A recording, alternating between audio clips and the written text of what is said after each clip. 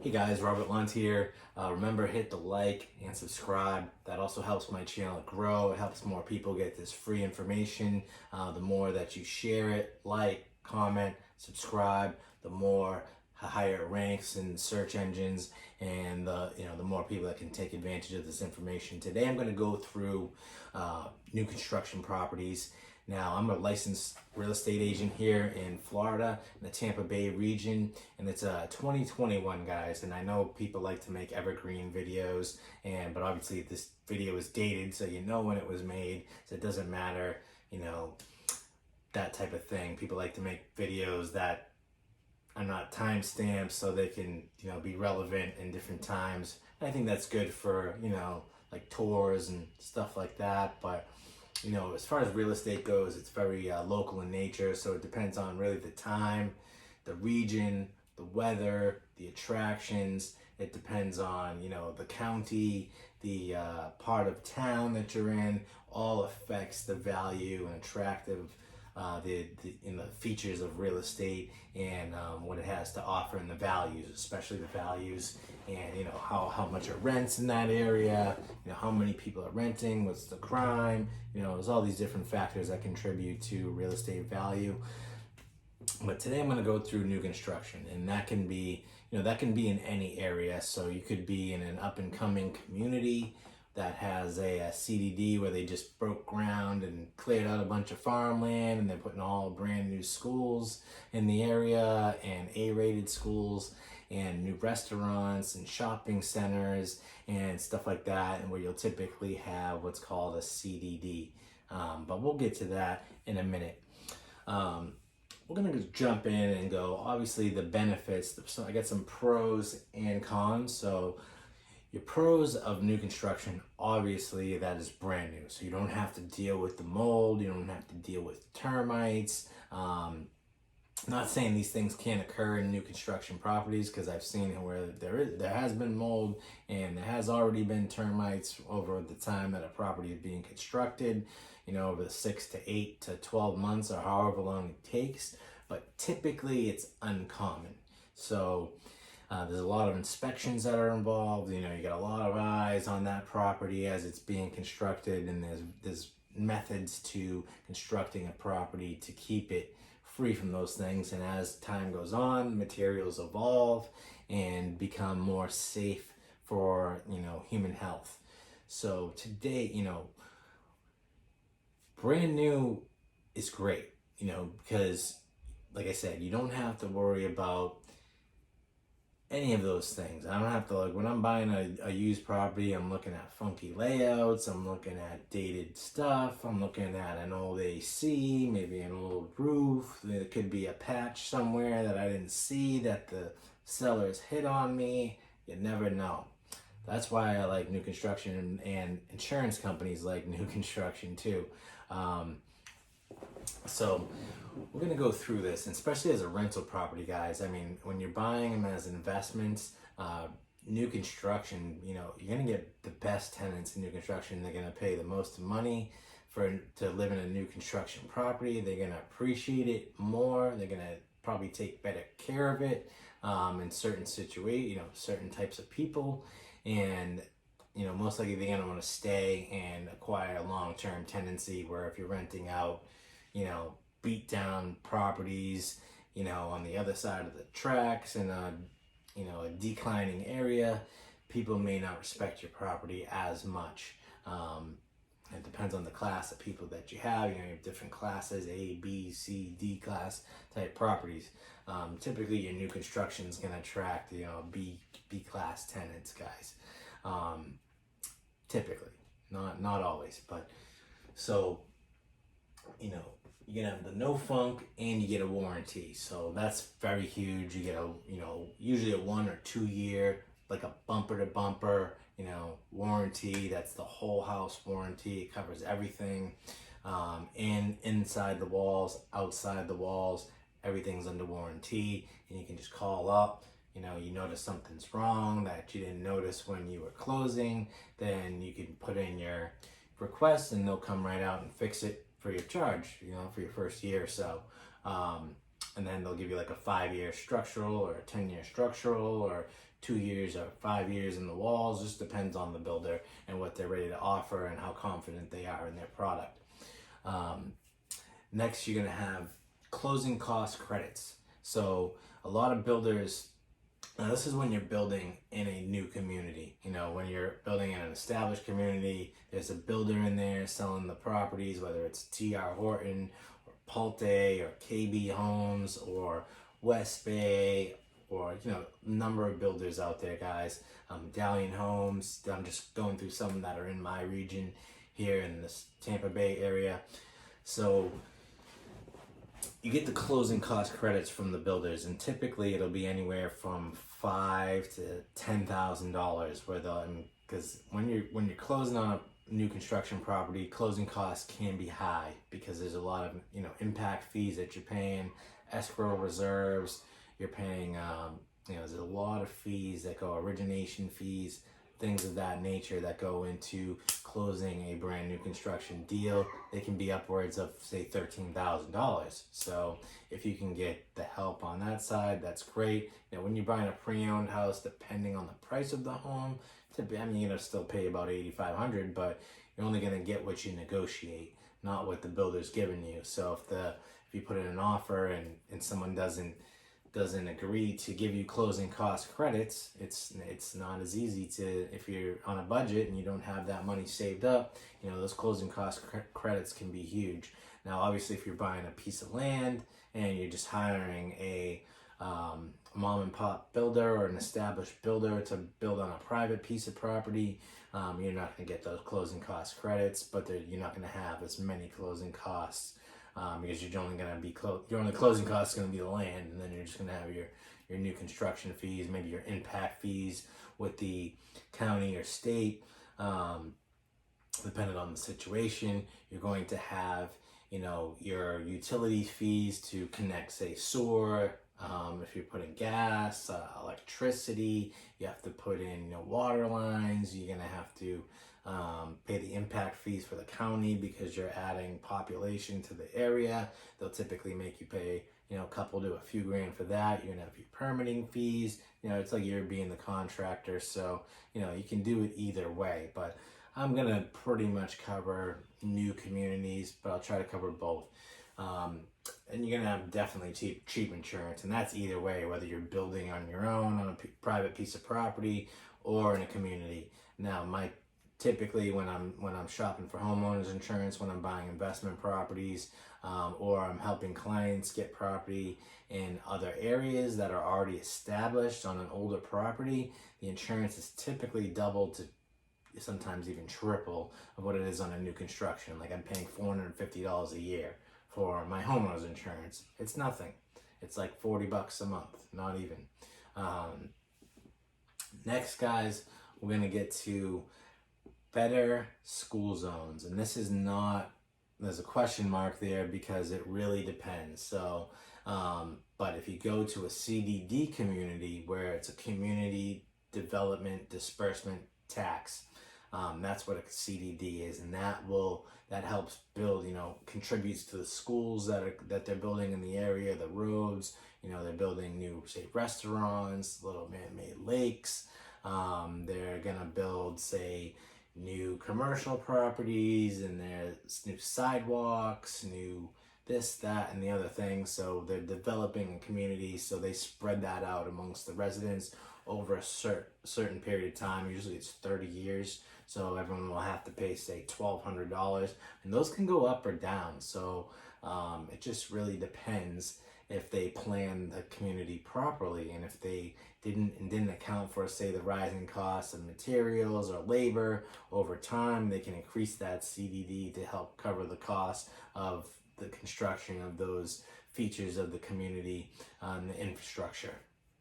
Another thing you're gonna have, guys, is but, you know, like I said, and that's if you're in a CDD community. Because if you're not in a CDD community and they're just building, just say they just found some acreage in the middle of an already established community where there's already schools, those may not be A-rated schools. Those could be, but you could have your options of charter schools, private schools, things of that nature, or you could get people into your kids into a different school zone, maybe on a waiting list. So that's the things that you have to consider when shopping for new construction.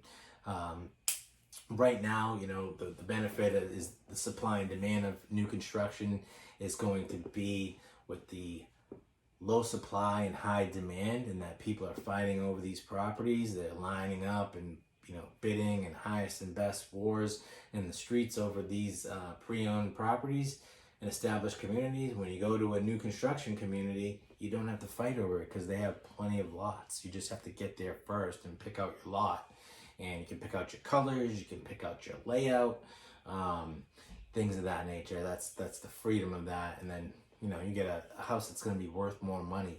It's gonna appreciate faster. It's gonna be more easier to resell because people are gonna opt. If you go to resell a brand new house in 5 years versus a house that was built in 1965, it's gonna be typically more practical of a layout, and it's gonna be newer everything, and people are gonna jump on that house a lot quicker than they are an older house, and a lot less issues are gonna come up in your home inspection.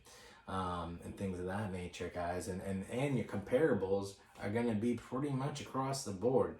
When your comparable sales in the area, if they're all the same, where it says 1965, and then you had a house built and you bought one of those, and then all the comparables were added on to or subtracted, or it wasn't a subdivision. Someone built a mansion over here, someone built a little 2-bedroom 1-bath over here, and it makes it harder to comp out. So when you're in a new construction community, typically you're going to have lots of like kind properties in that area. It'll be easy to determine your resale value. Now, guys, next we're going to cover HOA. And that can be a good or a bad thing, because obviously when you're building on a private piece of land, you don't have to deal with that usually. When you're in a community, you have the HOA, which is a good and a bad thing, because I like the HOA because I like that there's not a bunch of trash or junk or trailers or people working on cars in the yard or whatever. There's not shopping carts in front of people's houses. It's great. It's nice. It's nice to have everyone keeps up with their lawn. It looks nice. It gives you a good feeling when you come home and when you're leaving. But at the same time, typically you can't have like a boat in your yard. You can't have a camper or a trailer. You have to either hide it behind your fence, put it at a storage facility. There's usually restrictions on the type of fences that you can have. There's a fee associated with that for the management, and they usually have to keep like the grounds and the if there's like a kind of like an entryway and lights and landscaping, you kind of have to pay those fees to keep up with that community. There could be a playground, a pool, a gym. Those are nice. I like that, but some people would rather not. I would rather have that stuff in my community and rather than have to drive to the gym, or maybe build my own pool. It's a great place to meet people, and meet people in your community and network with people and, build relationships and even businesses, guys. If me as a real estate agent and me as a member of this community, it's good for me to be in a place where I'm an entrepreneur, so I like different businesses and I like to talk to different people that do different things because I like to get knowledge and team up with people and partner up with people to do different businesses. So CDD, I kind of already covered that. That was your community development tax. And so that's kind of what a CDD is. You can Google more on that if you need to know, but that's what it is. It covers the community. And next you're going to have layout, guys. And I kind of went through that. You're going to have a better layout. You get to choose your layout. You get to choose your finishes. Right from the get-go. Like you get to say, oh yes, we want that pre-wired for a wall mount TV or recessed lighting, or whatever the case may be. As far as we want the vent to go out to the stove vent to go out of the roof rather than recycle back into the house. They can have that pre-built in. You get the newest, say, insulation. You get the newest piping, so your pipes aren't going to probably burst because you get better pipes. Pipes plumbing is like the most evolutionary thing. It's like every 10 years they have a better piping system. It goes from cast iron to, then it went to, PVC, and now they're using an even like a poly, whatever type of pipes that they use in this house, and they're supposed to last, 3 times longer, yada yada yada. So guys, yeah, I like it. I think new construction is awesome, and this is the number one reason why I like it: appreciation. Because when you buy in a new construction community and you get those, say, you get on those special lending programs, like in this house specifically, I got I was able to use my realtor commission. That was the benefit. So I used that as my down payment. I got an FHA. I got a super low interest rate. Typically lenders are it's easier to lend on a property like this because they know it's valuable. It typically always appraises, and they can bet on appreciation, because as that community builds out, the builders raise their prices, and then when the community's finished and then more things come into the area, it increases the value of the area and the properties, makes it more desirable, and makes it it's a lot of benefits to that. And it definitely makes it so